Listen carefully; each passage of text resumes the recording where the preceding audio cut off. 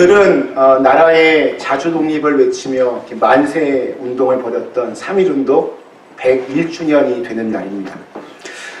나라의 독립을 위해서 남녀노소 가리지 않고 거리로 나와서 민족의 저력을 보여주었던 날입니다. 이 3.1운동을 통해서 훗날 상해 독립 정부가 세워지게 되었고, 이것은 결국 25년 뒤에 일본으로부터의 해방을 이끌어내기도 했습니다. 우리 한국 사람들 보면 참 신기합니다.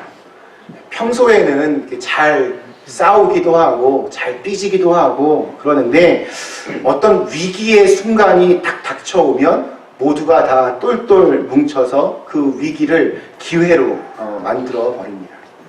우리 한국 전쟁 때도 그랬고 IMF 때도 그랬고, 참 한국 사람들은 뭔가 특이한 DNA를 가지고 있습니다.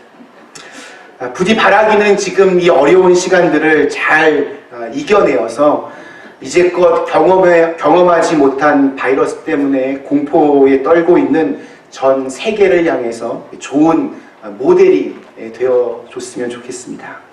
특별히 지금 불철주야 경무에 시달리고 있는 우리 공무원들과 또 의료진들에게 감당할 수 있는 힘과 지혜와 능력을 하나님께서 더하여 주시기를 기도합니다. 그리고 오늘 이 예배의 자리에 있는 저와 여러분 모두 언제든 예기치 않는 어려움과 대면할 때가 있겠지만, 그때마다 기도하며 또 지혜를 구하며 위기를 기회로 바꾸어 나가는 하나님의 사람이 다 되실 수 있기를 주님의 이름으로 축원합니다. 아멘. 네, 그럼에도 당신을 향해 걷습니다 라는 제목으로 우리 아브라함이 걸어갔던 믿음의 여정들을 살펴보고 있습니다. 오늘은 8번째 시간으로 낯선 나그네들을 정성껏 섬겼던 아브라함을 만나려고 합니다. 그 코로나 바이러스가 진짜 무섭습니다. 아직 치료약이 나오지 않아서 그래서 무섭기도 하지만, 제 개인적으로 느끼는 무서움은 좀 다릅니다. 그것은 이 바이러스 때문에 다른 사람들에 대해서 굉장히 냉정한 시선으로 뭔가 경계하고 이렇게 차가워지는 그런 분위기들을 느끼게 됩니다. 우리 미국은 이민자들의 천국이었습니다. 저는 감히 단언하건대 미국의 힘은 바로 이 다양한 민족들, 이민자들에 의해서 이 나라가 세워졌다라고 저는 생각합니다. 특별히 요즘은 나라의 그 인구 수가 곧 국력을 의미합니다. 왜냐하면 물건을 팔아먹을 때가 있어야 경제가 돌아가게 되고, 그러려면 사람들이 많으면 많을수록 그 나라가 잘 살 수밖에 없습니다. 미국에서 산다고 하는 것은 한국에서는 경험할 수 없는 정말 다양한 민족, 다양한 인종들을 만나서 그들의 문화를 배우기도 하고 다양한 경험들을 하면서, 그래서 좀 더 큰 사람, 더 넓은 사람이 될 수 있는 그러한 축복이 미국에 분명히 있습니다. 근데 요즘 이 아시아인들에 대한 거부와 혐오가 고개를 드는 것 같습니다. 미국 사람들 눈에는 중국 사람이나 한국 사람이나 다 비슷비슷하기도 하고, 마치 아시아 사람이면 코로나 바이러스에 이미 감염된 것처럼 그렇게 보기도 합니다. 며칠 전에 어느 우리 그린빌 사시는 한국 분이 마트에서 카트를 밀며 앞으로 가는데, 마주오던 한 백인 할머니가 자기를 보고는 갑자기 눈에서 차가운 레이저 광선을 쏘고는 휑 하고 다시 뒤로 돌아갔다며, 자기를 마치 그 바이러스에 감염된 환자처럼 바라보던 그분의 눈빛에 대해서 얘기를 한 적이 있었습니다. 뉴욕에 사는 어느 분은 직장에서 기침 한번 했다가 너 혹시 한국 갔다 왔냐? 하면서 동료들이 슬금슬금 그분을 피했다라고 합니다. 좀 당황스럽기도 하고 억울하기도 한 일들이 지금 미국 곳곳에서 증가하고 있습니다. 한국에서도 보면 중국 사람들을 입국 금지시키라고 하는 청원이 거의 100만 명에 육박하였습니다. 뭐 나라와 나라 간에만 그런 것이 아니라 사람과 사람 사이에도 커다란 장벽이 생겨서 뭔가 사람에게서 느낄 수 있는 따뜻한 기운이 점점 사라져가는 것 같습니다. 그래서 이 바이러스가 사람들의 사이를 이간질시키는 마귀의 도구가 아닐까, 그런 생각들을 해봤습니다. 그럴 수밖에 없는 현실이 이해가 되기도 하지만 그리스도인이라면, 특별히 우리의 죄를 위하여 십자가에서 기꺼이 자신의 모든 것을 희생하신 예수님의 고난을 묵상하는 사순절을 시작하는 그리스도인이라면, 이럴 때일수록 주님의 마음으로 사람들을 좀 더 격려하고 응원하고 도와주려는 마음을 가져야 될 것 같습니다. 바이러스는 철저하게 예방하고 또 사람들과의 접촉도 조심스럽게 안전하게 자기 자신을 잘 지켜야 되는 것 굉장히 중요합니다. 그러나 그렇다고 해서 다른 사람을 의심의 눈초리로 아니면 뭔가 나쁜 사람처럼 바라보는 그런 것은 신앙인의 자세가 아닐 것입니다. 요즘 우리 한국에서는 신천지 때문에 낯선 사람이 교회에 방문하는 것도 아주 극도로 꺼리는 분위기입니다. 근데 그렇게 자꾸 이건 되고 안 되고 이거 안 되고 이거 안 되고 자꾸 이렇게 위축되다 보면 우리도 모르는 사이에 교회의 분위기가 점점 차가워질 것 같습니다. 성경에 보면 키가 제일 작은 사람 한 명 나옵니다. 누군지 아십니까? 삭개오입니다. 저 아닙니다. 삭개오, 저보다도 작을 것 같습니다. 굉장히 키가 작아서 컴플렉스가 심했습니다. 컴플렉스가 심한 사람들은 자존심이 셉니다. 그는 사람들과 세상에 복수하기 위해서 세금을 걷는 사람이 되어서 악랄하게, 아주 악랄하게 사람들의 돈을 빼앗았습니다. 부자가 되었는데, 근데 그는 늘 혼자였고 늘 외로웠습니다. 그러다가 그가 사는 동네로 예수님이 오신다는 소식을 들었습니다. 마음에 감동이 생겨서 예수님이 오신다는 그 길가로 나갔습니다. 근데 키가 너무 작아서 이미 사람들이 앞에 서 있으니 예수님의 모습을 볼 수가 없었습니다. 사람들은 아니 저놈이 왜 이곳에 왔을까? 그가 볼 수 있는 틈조차 주지를 않았습니다. 마치 삭개오 같은 사람은 예수님과 함께 있으면 절대 안 돼, 그러한 마음으로 인간의 바리케이트를 치고 삭개오가 예수님 앞으로 가는 것을 사람들이 막았습니다. 사람들의 벽에 가로막혀서 그는 결국 뽕나무 위로 올라갑니다. 그곳에 있다가 예수님의 음성을 듣게 됩니다. 예수님은 사람들의 그 벽을 헤치고 삭개오에게 다가와서 함께 밥을 먹자라고 하셨습니다.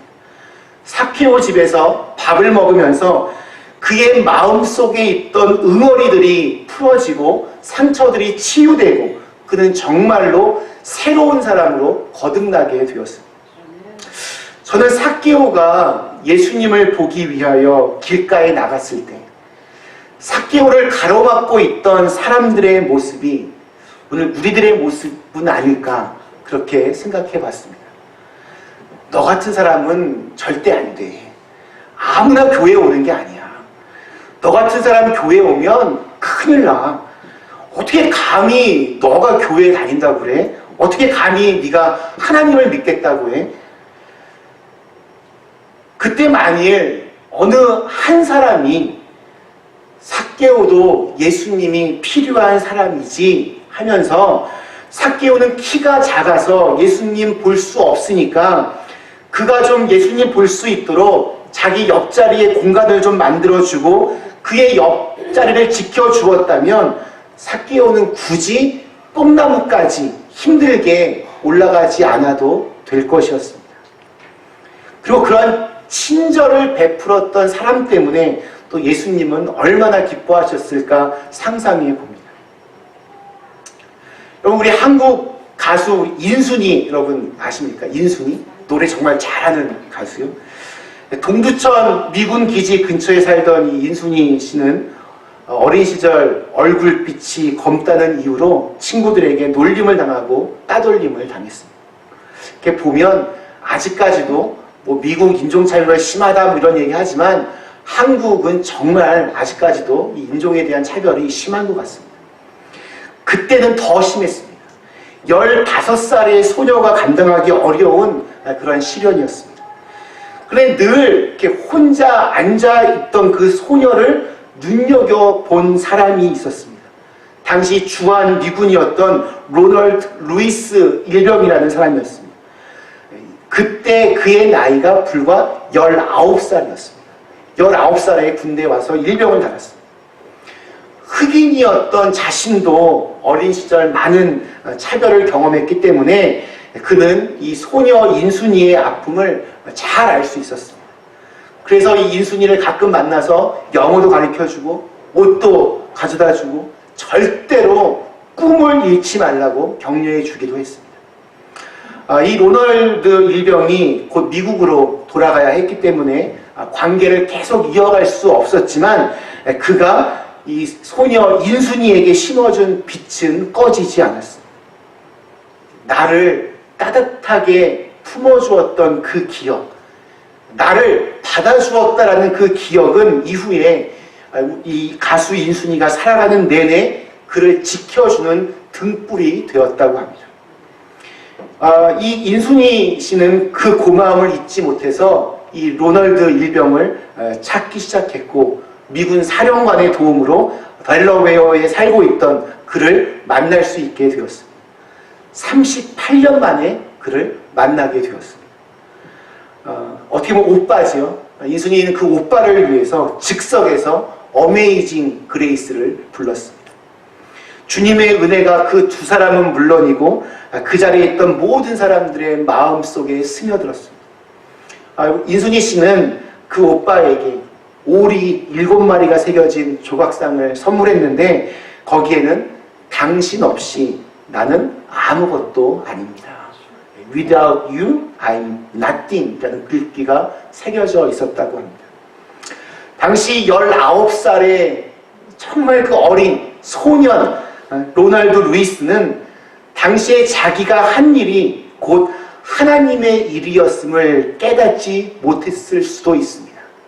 하지만 그는 한 사람의 가슴에 인간의 등불을 밝혔고 그 등불은 또 다른 등불이 되어서 세상을 밝히게 되었습니다. 오늘날 우리 현대인들의 가장 큰 질병은 외로움입니다. 저는 우리 교회가 좀 이렇게 따뜻한 온기가 있는 교회가 되었으면 좋겠습니다. 교인들 간에 좀 서로를 따뜻하고 또 진실한 관심을 가지고 이곳을 처음 찾는 분들에게도 그 따뜻함을 전해 주었으면 좋겠습니다. 예전에 어느 목사님 쓰신 글 중에 이런 간증이 있었습니다. 추운 겨울에 이 목사님이 따뜻하게 난로를 사무실에 피워놓고 책상에서 책을 읽고 있는데 거지 한 명이 문을 두드렸습니다. 평상시 같으면 500원짜리 하나 쥐어주고는 잘 가라고 하는데 그날따라 그 거지의 모습이 다른 거지들과는 사뭇 달랐다고 합니다. 저도 어린 시절 이렇게 교회 사무실에 가보면 교회에 와서 돈 달라고 하는 분들이 굉장히 많습니다. 하루에도 정말 수십 명 올 때가 있습니다. 그러면 거의 기계적으로 이렇게 서랍 같은 곳에 500원짜리 동전들 이렇게 쭉 쌓아놓고 이렇게 한 분씩 이렇게 드렸습니다. 그런데 이 목사님을 찾아온 이 거지는 뭔가 거지스럽지 않게 대부분 거지는 그냥 당당하게 왔습니다 하고 손을 딱 내밀면 거기에 500원 딱 쥐어지면 안녕히 계십시오 하고 돌아가는데 뭔가 이렇게 쭈뼛쭈뼛한 모습이었습니다. 좀 간신히 좀 모기만한 목소리로 좀 도와주십시오 라고 했습니다. 이 모습을 본 목사님이 돈은 내가 나중에 드릴 테니까 일단 여기 좀 따뜻한 곳에 앉아서 몸을 좀 녹이고 가시라고 말했습니다. 따뜻한 차 한 잔을 나누면서 그분이 살아온 이야기를 들었습니다. 불과 몇 년 전까지만 해도 나름 괜찮은 직장 생활을 하다가 한번 일이 틀어지기 시작하니까 큰 사기를 당하고 부도를 당하고 부인은 도망을 가고 그러다 보니까 이렇게 거짓 신세가 되었다라고 합니다.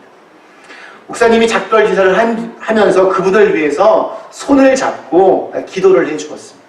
그리고 돈을 주려고 이렇게 돌아서서 서랍 쪽으로 가니까 그 거지분이 목사님, 돈보다 따뜻한 차 한 잔이 훨씬 더 좋네요.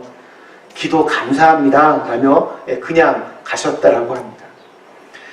사람은 여러분 영적인 동물이기 때문에 상대방의 마음 상태가 지금 어떤지, 나를 지금 어떻게 바라보고 있는지 금방 알아차립니다.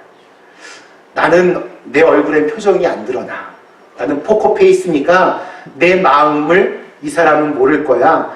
그렇게 생각할 수도 있지만 절대 그렇지 않습니다. 마음은 고스란히 내 앞에 있는 사람에게 전달되어집니다. 저도 비슷한 경험이 있습니다. 저 아주 어렸을 적에 저희 할머니와 점심 식사했는데 조금 있다가 어느 아저씨 한 분이 너무 배가 고프다고 좀 돈을 좀 달라고 찾아왔습니다. 우리 할머니가 돈은 없고 괜찮으면 내가 우리 방금 전에 점심 먹었으니까 다시 점심상을 차려주겠다라고 말씀하셨습니다. 정성껏 식탁을 차려서 그분을 대접했습니다. 제가 빼꼼히 그분을 쳐다봤는데 그분도 주저리 이런저런 말씀하시다가 우시면서 음식을 드시는 것을 제가 본 적이 있습니다. 오늘 우리가 읽은 말씀은 아브라함이 처음 보는 낯선 사람을 잘 대접한 이야기입니다. 여러분, 손님이라고 하는 존재는 참 귀하기도 하지만 때로는 좀 귀찮기도 합니다. 심지어 그때는 가장 더울 때여서 당시의 문화로는 낮잠을 자는 시간이었습니다. 2절에 보면 나그네가 3명이었는데 성서학자들은 이 셋을 성부, 성자, 성령, 삼위일체 하나님이라 말하기도 하고 또 3명의 천사들이라고 그렇게 이야기하기도 합니다. 그리고 이야기의 흐름을 보아 한 분은 하나님이었고 둘은 천사였다라고 해석하는 사람들이 제일 많습니다. 이 중에 뭐가 맞을까요? 저는 별로 중요하지 않다고 생각합니다. 중요한 것은 이 나그네들을 아브라함이 어떠한 마음으로 어떠한 자세로 대접했느냐에 있습니다. 사실 나그네라는 것도 별로 중요하지 않습니다. 나그네가 직업도 아니고 지금 내 앞에 있는 사람을 내가 어떠한 마음을 가지고 그 사람을 바라보고 그 사람을 대하느냐, 이것이 중요합니다. 3절에서 아브라함이 이렇게 말합니다. 이르되 내 주여 내가 주께 은혜를 입었사오면 원하건대 종을 떠나 지나가지 마시오. 아브라함은 그들에게 지금 내 주여라는 말을 씁니다. 주여, my lord 라는 표현을 썼는데 우리 영어 성경 보면 이 lord 할 때 그 L이 대문자가 아니라 소문자로 쓰여져 있습니다. 고대 히브리 사회에서, 중동 사회에서 아주 존경받아 마땅한 사람에게 이 주님이라는 단어를 썼습니다. 이것이 대문자 L로 시작하면 하나님을 뜻하는 거고 소문자 L로 시작하면 어떤 존칭의 의미로 사용되어졌습니다. 우리 영어에서도 남자들에게는 sir이라는 말을 쓰고 여자분들에게는 ma'am 이렇게 씁니다. 이런 것과 비슷한 용법입니다. 이것을 볼 때 지금 아브라함이 주님을 대접하듯 그 손님들을 대접했다는 것을 우리가 알 수 있습니다. 아브라함이 천사와 하나님을 그렇게 주님의 마음으로 대접했을 때 그는 자기의 문제도 해결받을 수 있게 되었습니다. 아브라함이 한참 손님 접대를 하고 심지어는 송아지도 잡고 극진하게 대접을 하는데 찾아온 손님들이 그에게 묻습니다. 내 아내 사라가 지금 어디 있느냐? 장막 뒤에 있습니다. 그리고는 10절에서 그가 이르시되 내년 이맘때 내가 반드시 내게로 돌아오리니 내 아내 사레에게 아들이 있으리라 하시니 사라가 그 뒤 장막 문에서 들었더라 라고 되어 있습니다. 여기서 지금 보면 우리가 하나님께서 말씀하신다라고 사람들은 해석을 합니다. 그리고 문제가 이제 곧 끝나고 다 응답되었다라고 대답을 줍니다. 이 말을 듣자 사라가 속으로 웃으면서 내가 지금 나이가 몇인데 지금 내 남편도 늙었고 나도 지금 다 이제 끝났는데 내게 무슨 즐거움이 있겠나 비웃었습니다. 그래서 거기 있는 나그네 또 한 명이 사라에게 왜 웃느냐고 묻습니다. 사라가 난 안 웃었는데요. 그런 적 없다고 얘기하자 아니다 네가 웃었다 라고 이렇게 말씀합니다. 갑자기 이렇게 웃음 논쟁이 이렇게 벌어집니다. 손님을 접대한 자리에서 뜻밖의 자기 문제에 대한 해결의 약속을 다시 확인받은 아브라함과 그 아내 사라의 축복된 광경으로 저는 느껴집니다. 그들이 드디어 정말 이 나그네들의 말대로 아들을 낳게 됩니다. 아들의 이름이 무엇입니까? 이삭입니다. 이삭의 이름의 뜻은 바로 웃음입니다. 여러분은 하나님 하면 어떠한 모습을 떠올리십니까? 우리 한국 분들은 그냥 뭔가 금빛 찬란한 빛이 이렇게 뒤에 쫙 비치면서 흰 옷을 입으시고 수염 이렇게 멋있게 기르신 하나님의 그런 모습이 떠오르십니까? 근데 오늘 말씀해 보니까 아주 평범한 나그네의 모습으로 아브라함을 찾아오셨습니다.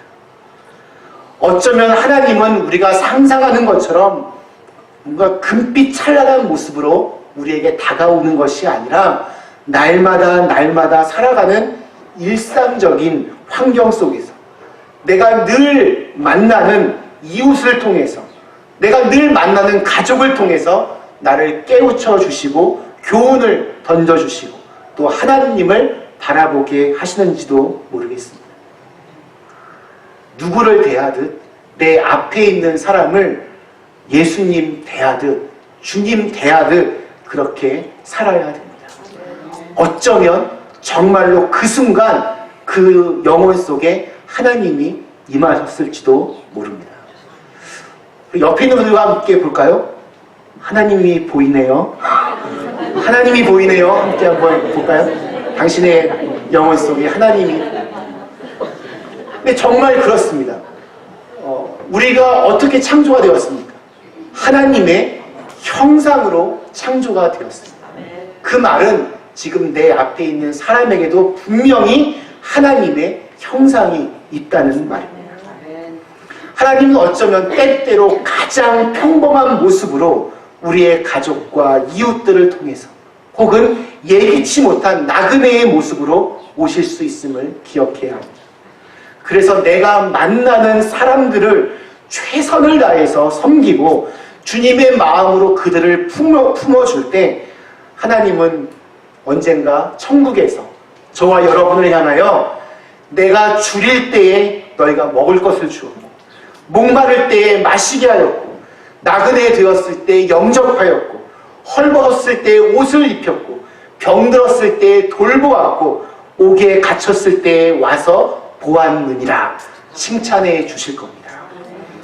우리 말씀 마치겠습니다. 사랑하는 그린베이가족 여러분, 6년 전에 저희 교회도 좀 비슷한 축복을 경험한 적이 있습니다.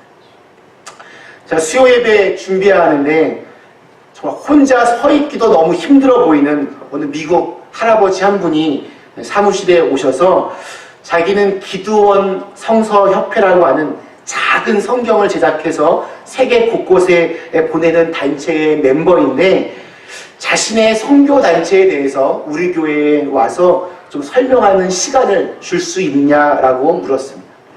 그래서 그러면 다음 주 수요일에 참석 인원이 많지는 않지만 만약에 오시면 우리가 그런 시간을 드리겠다 대답했고 그 다음 주 수요일에 모두 7분이 예배를 저희가 참석했었습니다. 그 할아버지의 그 설명을 듣고 사실 무슨 말인지도 잘 들리지 않을 만큼 연세가 많이 드신 할아버지였는데 그 설명을 듣고 우리가 정성껏 헌금하는 시간도 가졌습니다. 우리가 헌금한 것을 그분이 나중에 영수증으로 보내주셨는데 그때 126불 우리가 헌금했습니다. 많이 한 거죠. 즉석에서. 그리고 맞이한 주일 아침에 교회에 왔다가 저는 깜짝 놀랐습니다. 지금 놀이터 부근에 큰 나무가 하나 있었는데 그 나무가 쓰러져 있었습니다. 그래도 감사하게도 건물을 덮치지는 않았고 건물 바로 앞에서 그 나무가 쓰러져 있었습니다. 그때 지금도 그렇지만 우리 교회는 재정적으로 참 힘들 때였습니다. 가격을 알아보니까 나무를 치우는 데만 해도 1,000불이 넘게 든다라고 했습니다. 이거 어떻게 해야 되나 고민하는데 그 할아버지가 지난 수요일 날 자신에게 시간을 주어서 감사하다며 영수증을 들고 저희 사무실에 다시 방문했습니다. 그리고 쓰러진 나무를 보고는 자기가 이 문제를 해결해 주겠다 하시면서 며칠 뒤에 지인들과 함께 오셔서 그것을 깨끗하게 다 치워주셨습니다. 우리 교회의 간증입니다. 우리가 베풀었던 작은 마음이 친절이 큰 축복으로 우리에게 되돌아왔습니다. 나그네를 귀하게 대접했던 아브라함이 큰 복을 받았던 것처럼 우리들도 따뜻한 마음으로 사람들에게 친절을 베풀었으면 좋겠습니다.